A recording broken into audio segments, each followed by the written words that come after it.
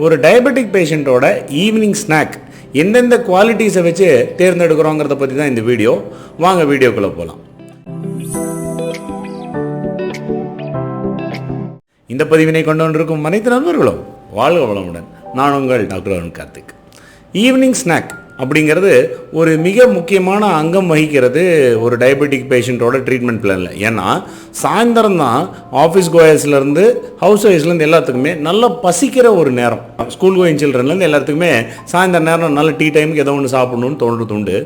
இந்த ஈவினிங் சாப்பிட்ற டயட்டான தவறுகள்னால தான் சுகர் கண்ட்ரோல் வராமல் போகிறதுக்கான மிக முக்கியமான காரணமே. 90% கேசஸில் ஃபாஸ்டிங் பிளட் சுகர்னு சொல்ல போகிற வெறுவயத்து சக்கரை நார்மலாகவும் PPBS நார்மலாகவும் இருக்கும் வெறுவயத்துலேயும் சாப்பிட்ட பிறகும். ஆனால் 3 months ஆவரேஜ்னு சொல்ல போகிற HbA1c கண்ட்ரோலே இருக்காது. 7, 8, 8 இருக்கும். எங்கே மிஸ்டேக் நடக்குதுன்னு நாங்கள் யோசிக்க டக்குன்னு பார்த்தாக்கா ஈவினிங் சாப்பிட்ற ஸ்நாக்காக தான் இருக்கும். கேட்கும்போதே ஆமாம் சார் ஈவினிங் பிஸ்கட் சாப்பிட்றோம், ஈவினிங் முறுக்கு சாப்பிட்டோம், மிக்சர் சாப்பிட்டேன், இந்த மாதிரி எல்லாம் சொல்லுவாங்க. இல்லை மேரி பிஸ்கட் நியூட்ரிச்சைஸ் பிஸ்கட் சாப்பிட்டேன் அப்படின்னு சொல்லி சொல்கிறது உண்டு. ஸோ இந்த பேக்கரி ஐட்டங்களை தவிர்க்கிறதுன்னு சொல்கிறதுக்கு காரணம் என்ன? ஏன் இந்தந்த ஐட்டங்கள் சுண்டல் சாப்பிடுங்க, நட்ஸு சாப்பிடுங்கன்னு சொல்கிறதுக்கான காரணங்கள் என்ன? எதை வச்சு நாங்கள் ஒரு சாயந்தரம் ஸ்நாக்கை சூஸ் பண்ணுறாங்க டாக்டர்ஸும் நியூட்ரிஷனிஸ்ட்டுங்கிறதுன ஒரு சின்ன டிப்ஸு. இதை தெரிஞ்சுக்கிட்டிங்கன்னா நீங்களே டிசைட் பண்ணிக்கலாம் இந்த ஈவினிங் ஃபுட்டை சாப்பிடலாமா வேண்டாமான்னு கிளியராக. ஸோ அதில் ரூல் நம்பர் 1, நம்ம சாப்பிட்ற ஈவினிங் உணவானது ஒரு 150 to 200 கலோரிகளுக்குள்ளே தான் இருக்க வேண்டும் ஈவினிங் ஸ்நாக். மற்ற நேரமெல்லாம் டிஸ்ட்ரிபியூட் ஆகிறதுனால சாயந்தரம் 200 கலோரிகளுக்குள்ளே இதை கண்ட்ரோல் பண்ணிட்டோம்னா தான் நமக்கு இது சரியாக இருக்கும். அப்படி ஈவினிங் 150 கலோரிகளில் என்னென்ன சாப்பிட முடியும்? நட்ஸு, கிரவுண்ட் நட் சாப்பிட்டோம்னாலோ இல்லை பாதாம் சாப்பிட்டோம்னாலோ 30 கிராம் ஒரு கையளவு சாப்பிட்டோம்னு சொன்னாக்க அது நமக்கு ஒரு 150 to 170 கலோரிகள் வரைக்கும் கொடுக்கும். ஒரு கப் சுண்டல் சாப்பிட்டோம்னா 200 கலோரிகள் வரைக்கும் கொடுக்கும். ஒரு கப் வெஜிடபிள் சாலடோ சூப்போ சாப்பிட்டோம்னா கிட்டத்தட்ட 100 கலோரிகள் மட்டுமே தான் கொடுக்கும். அதே சந்தர்ப்பத்தில் 2 பிஸ்கெட் சாப்பிட்டோம்னாலும் 60 கலோரிகள் தான் கொடுக்கும். ஒரு ஆப்பிள் சாப்பிட்டோம்னாலும் 100 கலோரிகள் தான் கொடுக்கும். ஆனாலும் நாங்கள் சொல்கிறோம் நீங்கள் இதெல்லாம் சாப்பிடலாம், சுண்டல் சாப்பிடலாம், நட்ஸு சாப்பிடலாம், வெஜிடபிள் சாலட் சாப்பிடலாம்னு சொல்கிறாங்க. சாயந்தரம் ஃப்ரூட் சாப்பிடாதீங்க, பிஸ்கெட் சாப்பிடாதீங்கன்னு சொல்கிற கலோரிகள் 200 தானே டாக்டர் இருக்குது, அப்புறம் எப்படி நீங்கள் சொல்கிறீங்க அப்படின்னு கேட்டிங்கன்னா that brings us to rule number 2. நம்ம சாயந்தரம் சாப்பிட உணவானது கார்போஹைட்ரேட்டுகள் குறைவாகவும் புரோட்டீன் அல்லது ஃபேட் கண்டென்ட் ஜாஸ்தியாகவும் இருக்கிற மாதிரி சூஸ் பண்ணிக்கிறது ரொம்ப முக்கியம். உதாரணத்துக்கு பிஸ்கெட்டுகளில் கலோரிகள் கம்மியாகவே இருந்தாலும் அதோட கார்போஹைட்ரேட் கண்டென்ட் கூட கிட்டத்தட்ட 60-70% மேலே வெறும் அதுவும் சிம்பிள் கார்போஹைட்ரேட்ஸ். அதே போல தான் ஃப்ரூட்ஸுமே. ஃப்ரூட்ஸ் உடம்புக்கே நல்லதுன்னு சொன்னாலும் ஃப்ரக்டோஸ்ன்னு சொல்லப்படுற மிக சிம்பிளான ஒரு கார்போஹைட்ரேட் தான் அந்த ஃப்ரூட்ஸில் ஜாஸ்தி. அதனால தான் பிஸ்கெட்ஸ் ஆகட்டும் இல்லை ஹெல்த்தி பிஸ்கெட்ஸ்ன்னு சொல்லி கடையில் விற்கிறாங்க இல்லையா, சுகர் ஃப்ரீ ஃபைபர் போட்ட பிஸ்கெட்டு, இதெல்லாம் சொல்கிறதுக்கு காரணம் என்னென்னா இது அவங்களோட கிளைசிமிக் இண்டெக்ஸ் குறைவாக இருக்குன்னு சொல்கிறாங்க. But no matter what you do, அதோட கார்போஹைட்ரேட் மொத்த கார்போஹைட்ரேட் கண்டென்ட் ஜாஸ்தி. ஸோ அந்த கார்போஹைட்ரேட் கண்டென்ட் எந்தெந்த பொருளில் ஜாஸ்தியாக இருக்கோ அந்த சந்தர்ப்பத்திலலாம் சுகர் நமக்கு ஏறும். அதனால தான் நீங்கள் கவனிச்சிங்கன்னா பேலியோ டயட்காரங்கெல்லாம் சுகர் ஏறுறதில்லை, மாத்திரையால் நிறுத்திட்டேன்னு சொல்கிற காரணம் ஏன்னா கார்போஹைட்ரேட் மீட்டில் இல்லை. அதனால் அதுக்காக கார்போஹைட்ரேட் டோட்டலாக அவாய்ட் பண்ண வேண்டியதில்லை. நான் அது தனி சாப்டர், அது விட்டுறலாம். பட் சாயந்தரம் சாப்பிட்ற ஸ்நாக்கு கார்போஹைட்ரேட் மிக எவ்வளோ குறைவாக இருக்கோ அவ்வளோ நல்லதுன்றதை மட்டும் புரிஞ்சுக்கலாம். இப்போது சாயந்தரம் ஒரு கோதுமை பிரெட் சாப்பிட்றீங்கன்னு வச்சுக்கோங்களேன். இந்த கோதுமை பிரெட்டில் என்ன இருக்குது? இப்போ ஒரு சப்பாத்தி செய்கிற அளவுக்கு ஒரு உருண்டை மாவில் தான் கோதுமை பிரெட் செய்ய முடியும். கரெக்ட் தானே? அப்போ நம்ம சாயந்தரம் அந்த அளவு கோதுமை மாவில் செஞ்ச சப்பாத்தியை சாப்பிட முடியுமோ? சாப்பிட்டா சுகர் ஏறும்னு உங்களுக்கே தெரியும் இல்லையா? அப்போது சாயந்தரம் டீ நேரத்துக்கு எப்படி கோதுமை பிரெட் மட்டும் சாப்பிட முடியும்? அதுவும் இந்த கணக்கு தானே. கோதுமை பிரெட் தான் டாக்டர் சாப்பிட்டேன்னு சொல்கிறதுன்ற காரணக்காக சொல்கிறேன். ஸோ அந்த கார்போஹைட்ரேட்ஸ் ஜாஸ்தியாக இருக்கிற ஆகாரங்கள் நீங்கள் எடுத்தீங்கன்னு சொன்னாக்கா உங்கள் சுகர் கூடும். Evening snack should be something which has a very low carbohydrate, a good source of protein or fat. For example சுண்டல் சாப்பிட்டீங்கன்னா அதில் கார்போஹைட்ரேட்டில் 30-40% அடங்கிடும். மற்றபடி ப்ரோட்டீன் சோர்ஸ் நிறைய இருக்குது. நட்ஸு சாப்பிட்டிங்கன்னா சுத்தமாக கார்போஹைட்ரேட்ஸ் மிக குறைவு. அதுலேயும் ஹெல்த்தி ஃபேட்ஸ்ன்னு சொல்கிற மோனோஅன்சாச்சுரேட்டட் ஃபேட்ஸும் அதிகமாக இருக்குது. அதே மாதிரி ப்ரோட்டீனும் அதிகமாக இருக்குது. அதே போல் ஒரு வெஜிடபிள் சாலட் சாப்பிட்டிங்கன்னா கார்போஹைட்ரேட்டுன்னு சொல்லப்படுறது நல்ல காம்ப்ளெக்ஸ் கார்போஹைட்ரேட், ரொம்ப குறைவான கார்போஹைட்ரேட், நீர் சத்து தான் ஜாஸ்தியாக இருக்குது. பன்னீர் எடுத்துக்கிட்டோம்னு சொன்னாக்கா கூட மஷ்ரூம் எடுத்துக்கிட்டோம்னு சொல்லலாம். இது எல்லாமே சாயந்தரம் நம்ம சாப்பிடலாம், காளான், பன்னீர் இதெல்லாம். ஸோ இதெல்லாம் பார்த்தீங்கன்னா கார்போஹைட்ரேட் கம்மி. இந்த காரணத்துக்காக தான் இந்த ஐட்டம்ஸ் எல்லாம் சாயந்தரம் நீங்கள் தேர்ந்தெடுங்க.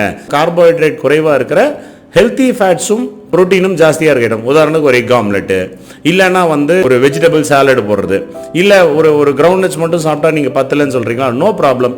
இப்போ பீனட் மசாலா சாப்பிட்டுக்கலாம். கிரவுண்ட்ஸ் எல்லாம் போட்டு வெஜிடபிள்ஸ் எல்லாம் கட் பண்ணி போட்டு உப்பு மிளகா பொடி போட்டு பீனட் மசாலா மாதிரி எடுத்துக்கலாம். ஸோ இந்த மாதிரி நம்மளோட ஐடியா என்னன்னா, டோட்டல் கார்போஹைட்ரேட் அதில் கம்மியாக இருக்கணும், அதில் புரோட்டீன் அண்ட் ஹெல்த்தி ஃபேட்ஸ் ஜாஸ்தியாக இருக்கணும். இதே ப்ராசஸ் நம்பர் 2. நம்பர் 3 எல்லாத்த விட முக்கியமான பாயிண்ட் இது என்னன்னா, நம்ம ஈவினிங் ஸ்நாக்ஸ் சாப்பிட்றோம். ஈவினிங் ஸ்நாக்ஸ் சாப்பிட்றது வந்து டாக்டர் ஈவினிங் ஸ்நாக்கை சாப்பிட்றதெல்லாம் சரி, நீங்கள் சொல்கிற மாதிரி 10 கிராம் இவ்வளோண்டு நடக்கல சாப்பிட்டா எனக்கெல்லாம் பசி தாங்காது, நைட் நான் வீட்டுக்கு போய் சாப்பிட லேட் ஆகும், இப்போ என்ன பண்ணுறது அப்படின்னு சொல்கிறதுனால தான் ஈவினிங் ஸ்நாக்கை நம்ம தேர்ந்தெடுக்கும் பொழுது நம்ம சட்டைட்டி, அதாவது பசியை அடக்கக்கூடிய தன்மை உடையதாக இருக்க வேண்டும். பழைய எக்ஸாம்பிளே வச்சுக்கோம், கிரவுண்ட் நட்ஸ் அப்படின்னு எடுத்துக்கிறோன்னு வைங்களேன். இந்த கிரவுண்ட் நட்ஸ் வந்து வெறுமனே 3 கிரவுண்ட் நட்ஸ் சாப்பிட்டா பசி உங்களுக்கு அடங்கலைன்னு சொன்னாக்கா, நான் சொன்ன மாதிரி கொஞ்சம் அதில் வெஜிடபிள் சாலட்லாம் போட்டுட்டு வெஜிடபிள்ஸ் எல்லாம் கட் பண்ணி போடுங்க, பெப்பர் மிளகா பொடியெல்லாம் போடுங்க, ஒரு பீனட் மசாலா மாதிரி எடுத்துங்க, உங்களுக்கு பசி ரொம்ப நேரம் தாங்கும். இது ஒரு வழி.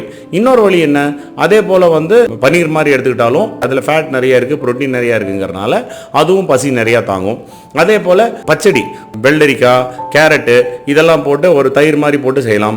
வெள்ளை பூசணியை அறுத்து சிரவி போட்டு அந்த வெள்ளை பூசணியில் தயிர் போட்டு அதை வந்து வெள்ளை பூசணி பச்சடி மாதிரி சாயந்தரம் சாப்பிடலாம். இதில் இன்னொரு விஷயம் என்னென்னா, இந்த மாதிரி சாப்பிடும்போது கொஞ்சம் போமோகிரானட்ஸ் எல்லாம் போட்டுக்கலாம். அப்போ கொஞ்சம் அந்த ஃப்ரூட்டி ஃப்ளேவரும் வரும். கொஞ்சோண்டு ஃப்ரூட்ஸ் அதில் சேர்த்தும் போது பெருசாக சுகர் ஏறாது, ஏன்னா இதோட ஃபைபர் கண்டென்ட்லாம் நிறைய இருக்கனால. ஸோ ஒரு 10 கிராம் ஃபைபராக இருக்கிற மாதிரி இருந்தால் நமக்கு என்னென்ன அட்வான்டேஜஸ் இருக்குது?